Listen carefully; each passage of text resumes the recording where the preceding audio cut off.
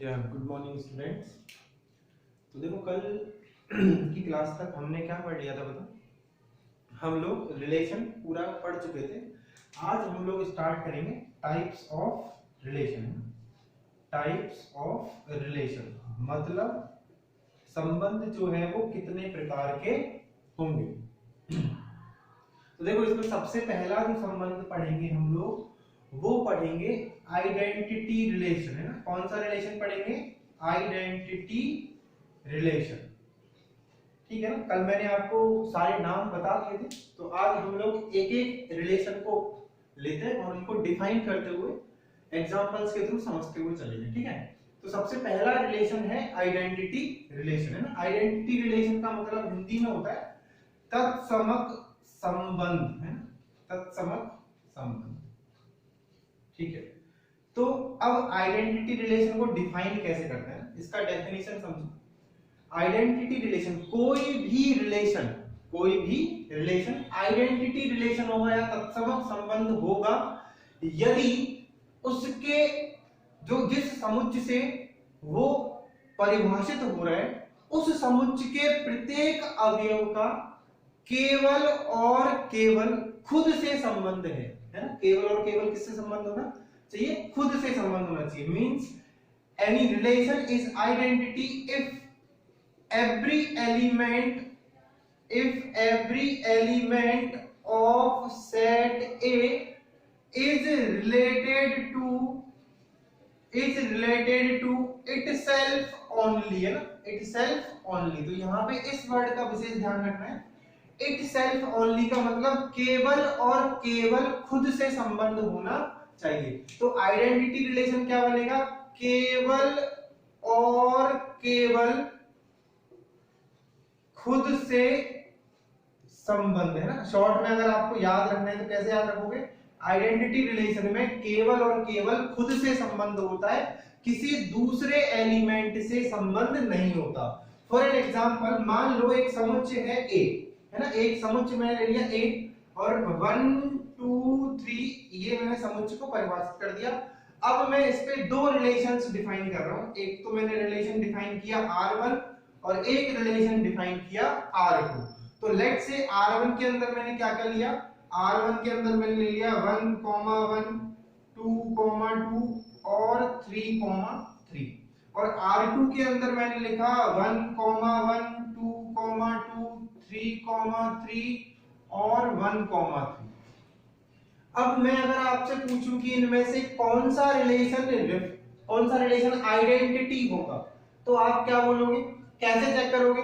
देखो इस रिलेशन को गौर से देखो, इसमें 1 1 आ रहा है, 2 2 आ रहा है और 3 3 आ रहा है ना। और इस रिलेशन में 1 1 आ रहा है, 2 2 आ रहा है, 3 3 आ रहा है और 1 3 आ रहा है। तो डेफिनेशन पे जाओ, केवल और केवल खुद से संबंध, मतलब प्रत्येक अवयव का केवल और केवल किससे संबंध होना चाहिए? खुद से संबंध होना चाहिए। तो 1 का 1 से है, 2 का 2 से है और 3 का 3 से है। इसका मतलब ये संबंध कैसा होगा, ये रिलेशन कैसा होगा? आइडेंटिटी रिलेशन होगा। और R2 में देखो 1 का 1 से है, 2 का 2 से है, 3 का 3 से है, परंतु एक एक्स्ट्रा आ गया, कौन? 1, 3। इसका मतलब क्या हुआ? 1 का रिलेशन 3 से भी है, जबकि डेफिनेशन क्या बोलती है कि केवल और केवल किससे संबंध होना चाहिए? खुद से संबंध होना चाहिए। इसका मतलब 1 3 एलिमेंट जो है वो मेरा एक्स्ट्रा एलिमेंट है और इस एलिमेंट की वजह से ये रिलेशन क्या नहीं होगा? आइडेंटिटी रिलेशन नहीं होगा। तो आइडेंटिटी रिलेशन का डेफिनेशन समझ में आया कि कोई भी रिलेशन आइडेंटिटी रिलेशन कब होगा? जब उस समुच्चय का प्रत्येक अवयव केवल और केवल खुद से संबंधित होगा, तो वह रिलेशन कैसा रिलेशन होगा? बताओ, आइडेंटिटी रिलेशन होगा। अदरवाइज वो रिलेशन आइडेंटिटी रिलेशन नहीं होगा। तो इसको नोट डाउन कीजिए। तो ये पहला रिलेशन हम लोग पढ़ लिए कि आइडेंटिटी रिलेशन को पहचानेंगे कैसे, आइडेंटिटी रिलेशन की डेफिनेशन क्या है ना। ठीक है। अब नेक्स्ट चलते हैं अपन लोग दूसरे रिलेशन पे चलते हैं, that is reflexive relation. Reflexive relation, तो देखो रिफ्लेक्सिव और आइडेंटिटी ये दोनों रिलेशन लगभग देखने में एक जैसे लगते हैं, परंतु है नहीं, है ना, सुनने में भी एक जैसा लगेगा परंतु है नहीं, समझना, गौर से समझना। तो नेक्स्ट रिलेशन है स्वतुल्य संबंध, और जिसको अपन बोलते हैं रिफ्लेक्सिव रिलेशन। कौन सा रिलेशन बोलते हैं? Reflexive relation. अब इसका डेफिनेशन भी यही है, क्या बोलते हैं कि कोई भी रिलेशन रिफ्लेक्सिव रिलेशन होगा यदि उस समुच्चय का प्रत्येक अवयव खुद से संबंधित है। A relation is reflexive if every element of set A is related to itself। अब देखना डेफिनेशन क्या है। पुरानी वाली डेफिनेशन जो थी, कौन सी वाली, आइडेंटिटी वाली जो रिलेशन थी, उसमें भी यही लिखा था मैंने, if every element of set A is related to itself, but उसमें एक वर्ड लगाया था, कौन सा वर्ड, ओनली, है ना, ओनली वर्ड लगाया था। तो मैंने बोला था आपको गौर से कि इसको याद रखना है। उस डेफिनेशन में इटसेल्फ के बाद ओनली आ रहा था, इसमें इटसेल्फ के बाद ओनली नहीं आ रहा। इसका मतलब क्या हुआ कि आइडेंटिटी रिलेशन में तो केवल और केवल खुद से संबंध होना चाहिए, जबकि स्वतुल्य संबंध में या रिफ्लेक्सिव रिलेशन में खुद से संबंध होना जरूरी है। बाकियों से हो तो भी अच्छा, नहीं हो तो भी अच्छा। आ रही है बात समझ में? मींस खुद का खुद से संबंध, है ना। तो इसको हिंदी में कैसे याद रखोगे? खुद का खुद से संबंध। और उसमें हिंदी में क्या था? केवल और केवल खुद का खुद से संबंध, है ना। तो दोनों की डेफिनेशन में थोड़ा सा फर्क है। कौन से वर्ड का फर्क है? ओनली का फर्क है ना, केवल का फर्क है। ये केवल जो रिलेशन आता है वो किस में आता है? आइडेंटिटी रिलेशन में आता है, जबकि स्वतुल्य संबंध में हर एक अवयव का खुद से संबंध होना जरूरी है, औरों से हो चाहे नहीं हो, इससे हमारे रिफ्लेक्सिव होने पर कोई फर्क नहीं पड़ेगा। फॉर एन एग्जांपल, मान लो मैंने एक सेट लिया A, B, C, D। अब मैं यहां पर तीन रिलेशंस डिफाइन कर रहा हूं, आपको बताना है कि उनमें से कौन तो रिफ्लेक्सिव होगा और कौन रिफ्लेक्सिव नहीं होगा, ठीक है। तो R1 को मैंने लिखा A, B,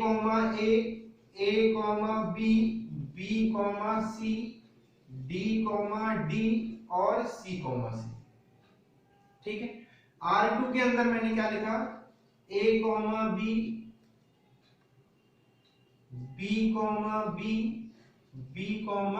C, ठीक है ना। और R3 के अंदर मैंने क्या लिखा? A, C, B, C, C, D और D, ठीक है ना। तो अब अपन चेक करते हैं डेफिनेशन के हिसाब से कि कौन सा रिलेशन इनमें से रिफ्लेक्सिव है और कौन सा रिलेशन इनमें से रिफ्लेक्सिव नहीं है। तो हमको क्या चेक करना है कि हर एक अवयव का केवल खुद से संबंध तो होना चाहिए, औरों से भी हो चलेगा। मतलब कोई भी एलिमेंट रहना नहीं चाहिए जिसका खुद से संबंध ना हो, ठीक है ना। तो R1 के अंदर देखो A का A से है, चलेगा, अच्छी बात है, होना चाहिए क्योंकि है। A इसका एलिमेंट है, तो A अवयव का खुद से रिलेशन होना चाहिए। नेक्स्ट B, B ढूंढो, इसमें B, B नहीं है। इसका मतलब अब हम चेक करना छोड़ देंगे, क्यों? क्योंकि B एलिमेंट कहां से बिलोंग कर रहे हैं? सेट A से बिलोंग कर रहे हैं, परंतु B, B relation R1, B, B जो ऑर्डर्ड पेयर है वो रिलेशन R1 में नहीं है। इसका मतलब ये रिलेशन रिफ्लेक्सिव नहीं होगा, है ना। दूसरा R2, A, A का A से रिलेशन है क्या? A, है ही इसके अंदर, इसका मतलब ये रिलेशन भी रिफ्लेक्सिव नहीं होगा। नेक्स्ट R3 रिलेशन देखते हैं। A का A से संबंध है, बिल्कुल है। B का B से संबंध है, C का C से है और D का D से है। तो ये चारों का होना जरूरी है।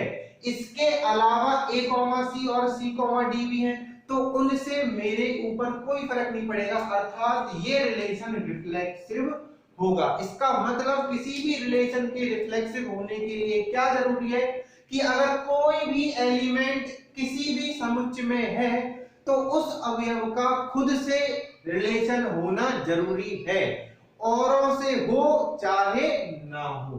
आ गई बात समझ में। जबकि आइडेंटिटी रिलेशन में क्या हो रहा था कि उस एलिमेंट का केवल और केवल खुद से संबंध होना चाहिए, है ना। उस एलिमेंट का केवल किससे संबंध होना चाहिए बताओ, केवल और केवल खुद से संबंध होना चाहिए, तो वो क्या होगा, आइडेंटिटी रिलेशन होगा।